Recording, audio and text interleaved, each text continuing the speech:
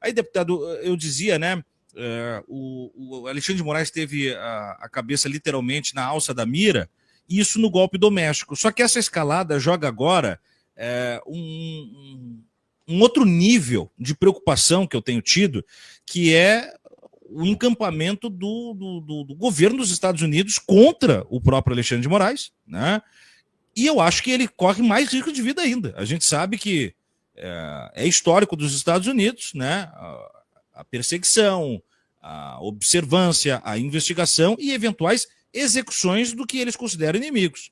E aí esse caso da Rumble e tal, que está todo ele muito manipulado aqui no Brasil, eu sugiro de novo, até vou mandar para o deputado depois, a matéria do Vinícius Segala ontem aqui no DCM, impressionante. O Vinícius fez uma anatomia de todas as manchetes, principais manchetes, do que era contado aqui, só que ele pegou e publicou na matéria, deputado, todas as decisões jurídicas que saiu lá, traduziu do inglês e não tem lé com cré, né? O deputado, o ministro jamais fez algo que esteja de acordo com as manchetes contadas. Jamais tentou interceder na soberania dos Estados Unidos, fez valer a legislação aqui, que é algo que vale todos os dias da nossa vida, né? Que é algo que ele já havia feito com o X, ele que eu digo, de novo, eu quero despersonalizar, o Alexandre de Moraes não é um sujeito, ele é o representante da Suprema Corte, né? É como eu digo, o Alexandre de Moraes não seria o inimigo do bolsonarismo e nem do trumpismo se não fosse ele o cara que está para colocar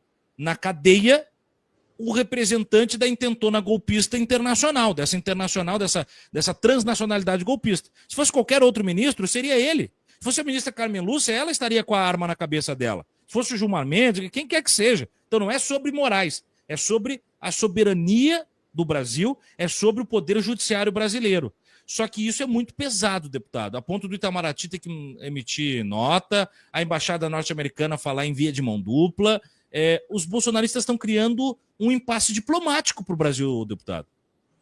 Sim, e olha, preciso fazer duas análises aí. Uma do próprio Trump.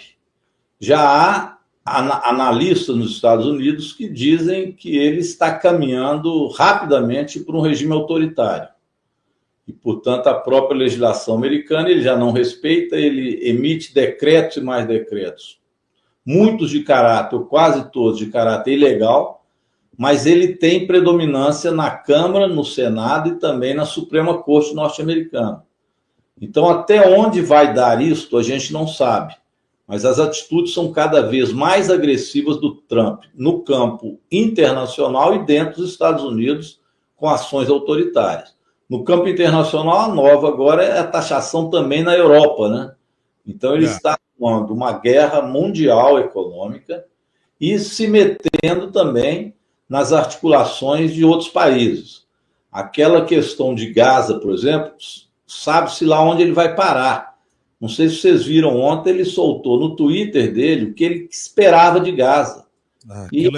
Até ele com Netanyahu tomando sol em edifícios chiquérrimos de Gaza, claro, sem palestinos, que ele não quer que deixe entrar.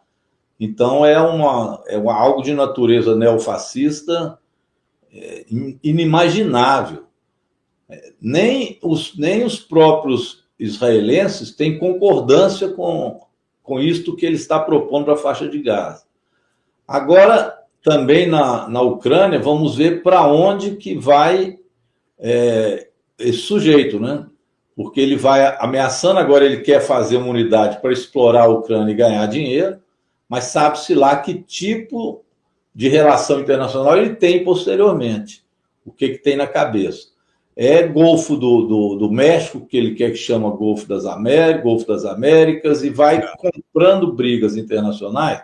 E quando a popularidade dele começar a cair, e vai cair, porque as medidas acabam fazendo que o custo de vida seja muito caro nos Estados Unidos, ele vai tomar atitudes bélicas para poder dizer que Estados Unidos é dele, etc., no sentido populista de extrema-direita, e poder avançar contra outros países. Então, isso lembra quem? Isso lembra o quê? Isso lembra o nazismo, que tanto na Europa, tanto avançou nesse aspecto. Então, Trump é um risco mundial.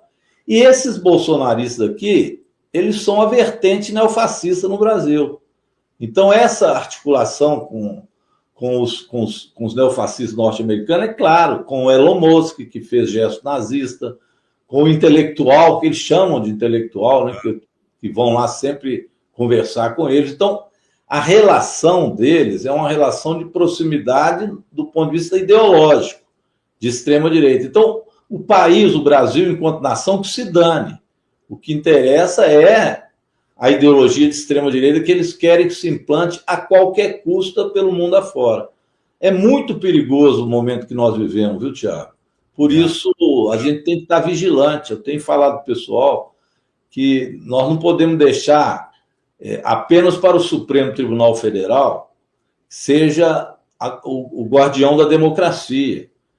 Nós, na bancada do PT, fizemos esse debate e agora estamos fazendo esse enfrentamento lá todo dia com esses neofascistas, ampliando o debate e a desmoralização deles. Mas é necessário que a população também assim se coloque.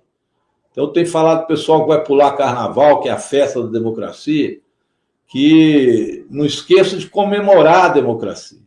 Lembre de levar fantasias do Bolsonaro preso porque precisa de ser, que transforme também o carnaval num ato festivo, mas também num ato político, ser político, né, que defenda a democracia nesse período. E ficar ativo aí, porque este golpe continuado que eles tentam está aí. Cai no golpe quem quer, né, como se diz. Então vamos ficar atento e mobilizar.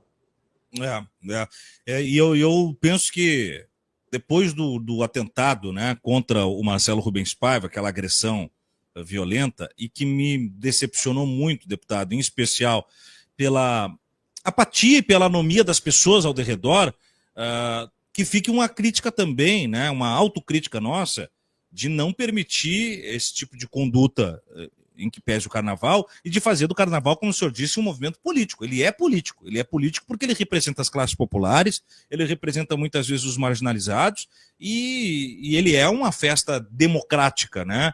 O que a gente não pode fazer é permitir que um cadeirante de mais de 60 anos, distraído, seja agredido, e o sujeito saia a passo. Hoje já passa o quê? Hoje é quinta? 4 dias do acontecido, e até agora ninguém identificou o sujeito, né? Agora ninguém identifica o sujeito. Não, Tiago, é muito grave a situação, porque, veja bem, hoje a gente já sabe de maneira mais enfática o que foi a tentativa do golpe. Nós fizemos a Comissão Parlamentar Mista de Inquérito e ali a gente já tinha muitas provas de como é que eles atuaram para a tentativa de golpe. Então foi um movimento que eles fizeram continuado, para criar um clima no Brasil que, depois deles perderem as eleições, eles entrariam no regime autoritário, com uma minuta de golpe, que, segundo agora os relatos, o próprio Bolsonaro mexeu nela, arrumou a minuta do golpe e foi atrás dos generais para pedir apoio, que as Forças Armadas entrassem no apoio àquele golpe e àquela minuta que ele tinha escrito junto com outros assessores, né, neofascistas que o cercavam. E colocaram o povo em frente aos quartéis, o povo deles, ali eram parentes de pessoas do Exército, da Marinha, da Aeronáutica, CACs, né, que diz que o próprio Eduardo Bolsonaro é quem chegou a dizer que, se precisasse, ele colocava os CACs, que são os atiradores, em ação. Então, esses estavam ali prontos para criar o clima do golpe, da chamada instabilidade, parar estradas, e assim eles tentaram agir.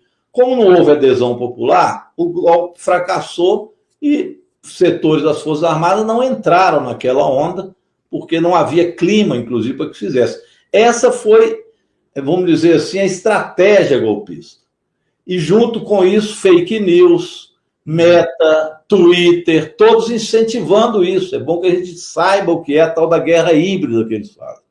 Agora, para além disso, tinham outros elementos que nós desconhecíamos, que era a atuação dos chamados kids pretos para assassinar o presidente da República, o presidente do Supremo e o vice-presidente da República.